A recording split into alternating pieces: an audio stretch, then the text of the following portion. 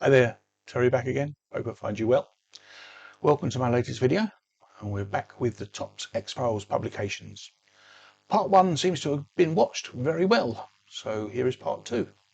Hope you enjoy. Thumbs up and comment if you do. Right, we start with number 22, September 96.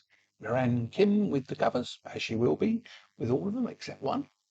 And we have writer John Rosen, pencil and inks by Charles Adlard, colours by Jessica Kinszewski, and Digital Chameleon.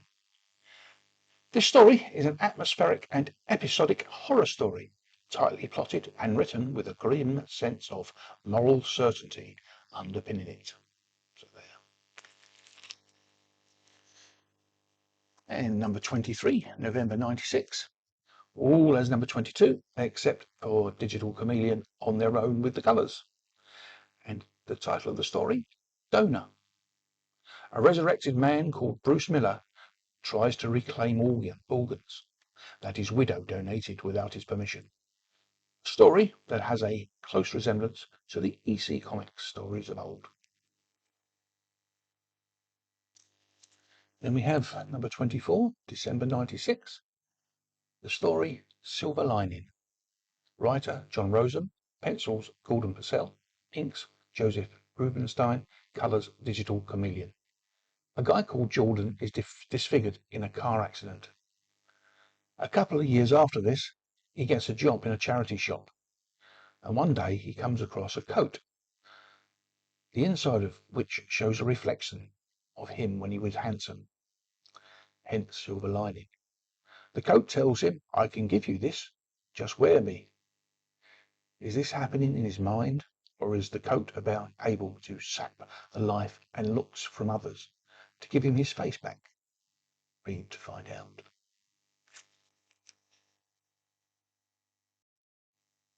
Right, number 25, Jan 97.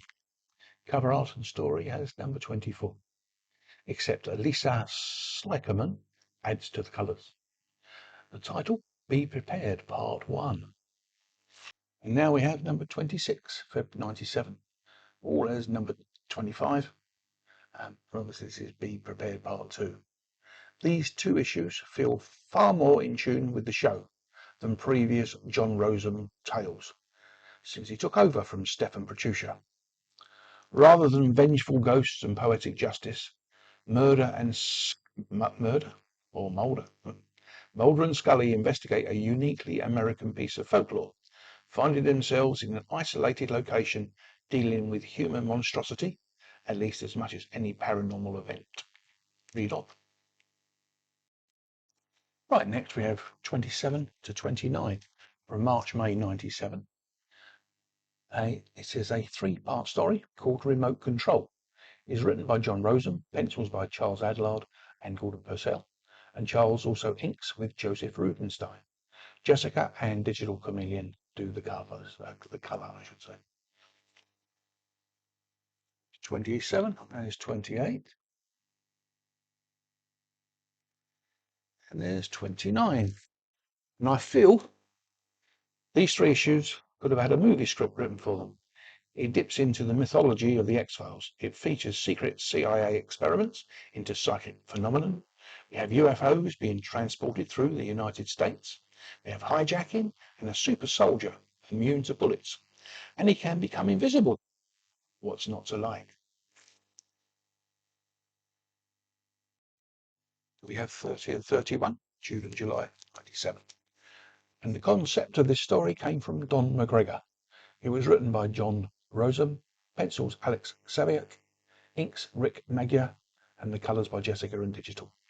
And for both issues, a militia group finds itself under siege. Mulder, along with Scully, is sent to investigate or negotiate amid a tense standoff. In the mix, we have flesh-eating dirt mites that have grown rather ravenous. So, good luck to Mulder and Scully.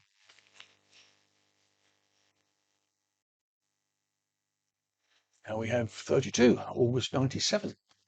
Writer and art as number 31, and this is called Crop Duster. This is a story about a small community that has its own secrets, haunted by the legacy of sins long past. With paranormal evil at work, Creatures only the locals can see, and this is definitely an X-File to ponder on.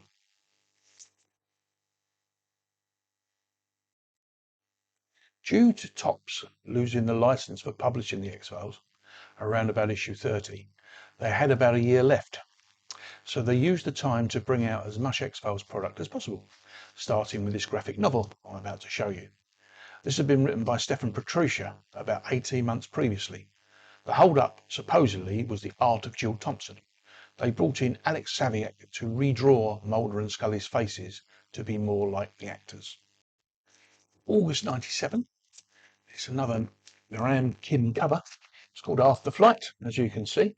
Pencils by Jill Thompson and Alex Saviak, and Jill also inked with Rick Magyar. And the colours were shared by Anthony Tollin and Digital Chameleon. This story is very much a personal story by Stefan, an informed story by his own personal experiences. In fact, I wish I could write, as I have some of those experiences myself. One of the main characters, Professor Wilson, asks Mulder this question. If all those things you thought were important in life were somehow magically over, if you had aged past your problems or outlived your ambitions, what would you do with yourself? Mulder couldn't answer. And so the professor said, then take my advice, don't ever grow old. Poignant. Right, number 33 from September 97. And it's the only one of the 41 covers not done by Miran Kim. This is done by George Pratt. The rest of the team, the same as number 32. This, as you see, is called Soma.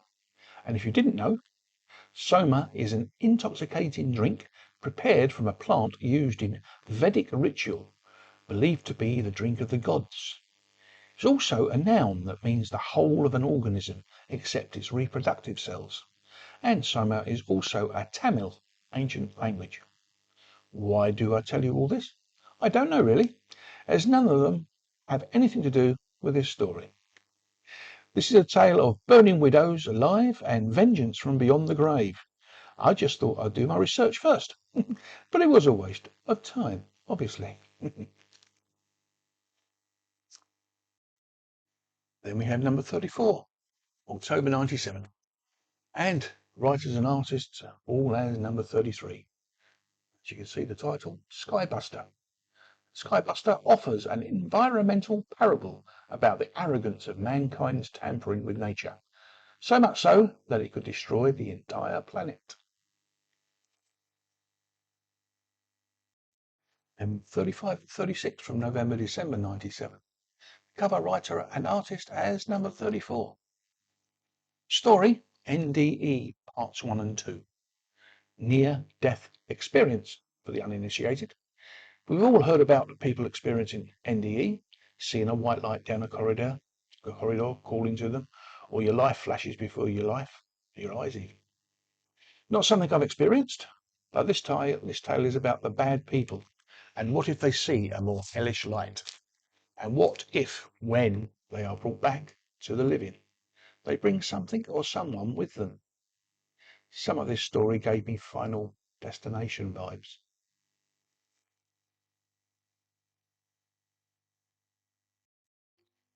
With some writing and artists as number 36.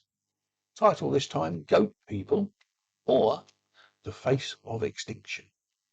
The story is about a race of people trying to live in secret, but humans get in the way to try and change that, for no other reason than they can.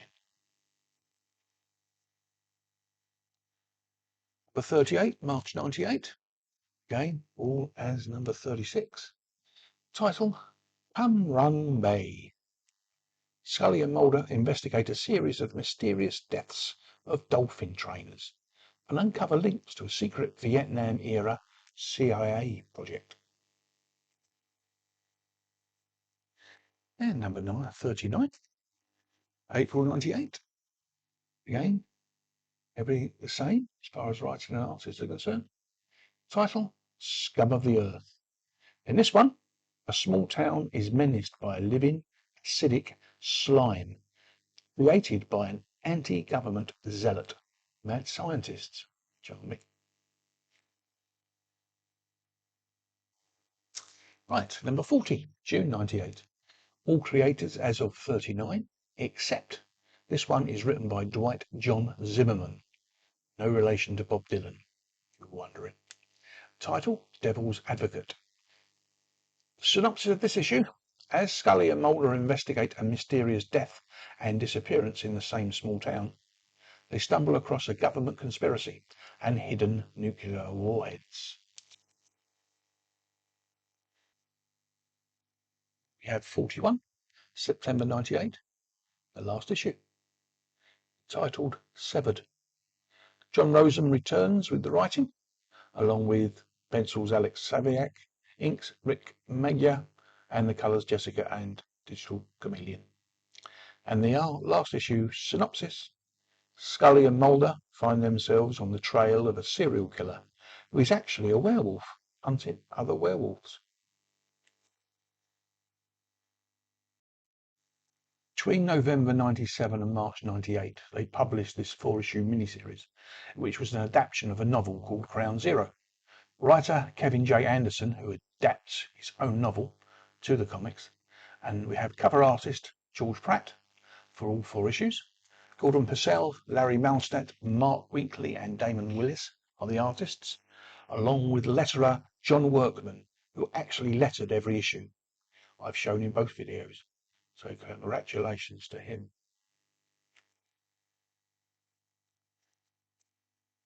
Dr. Gregory, a renowned nuclear weapons researcher, is not only dead, but he's been charred to a radioactive cinder.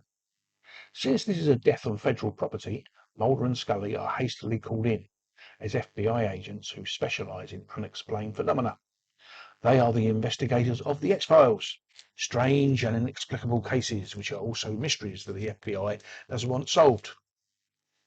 When a second victim, completely unrelated to nuclear science or Dr. Gregory, is obliterated in the New Mexico desert, and then a third dies the same way in Washington, Mulder and Scully begin to focus on the frightening dimension of their task.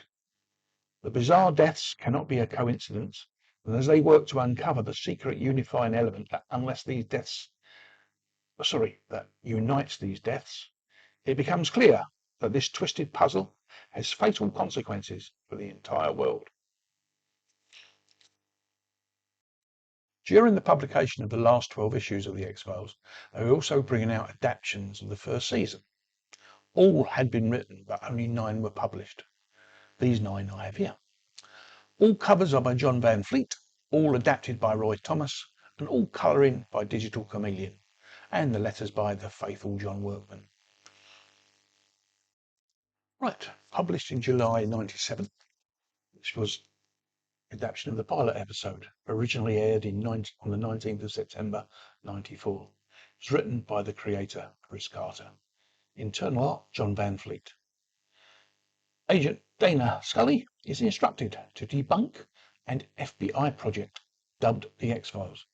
Paranormal cases that have been reopened by Agent Fox Mulder. And published in August 97. Episode 2. Deep Throat, originally aired on the 26th of September 94, again written by creator Chris Carter. Internal art, Claude St. Aubin and Rick Magyar. Mulder and Scully investigate the mysterious case of a military test pilot who disappeared after experiencing strange psychotic behaviour.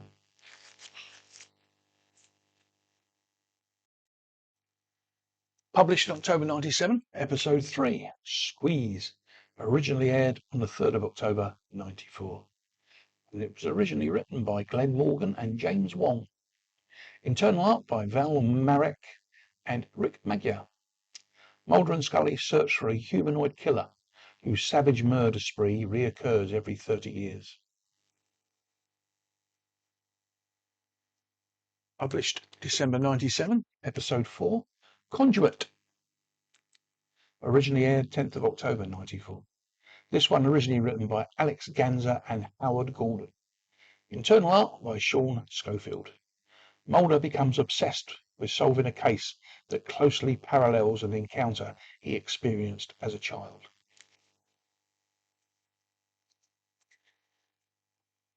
And published in July 98, Episode 6, Shadows, originally aired on the 24th of October 94. Originally written by Glenn Morgan and James Wong. Internal art John Van Fleet. Mulder and Scully investigate the deaths of two men believed to have been killed by a powerful psychokinetic force.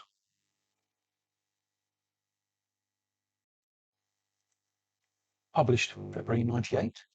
Episode 8, Ice. Originally aired the 10th of November 94. As the last one, originally written by Glenn Morgan and James Wong. Also John Van Fleet with art chores. Mulder and Scully are sent to investigate when a team of geophysicists stationed at a remote Alaskan outpost are killed by a parasitic alien lifeform.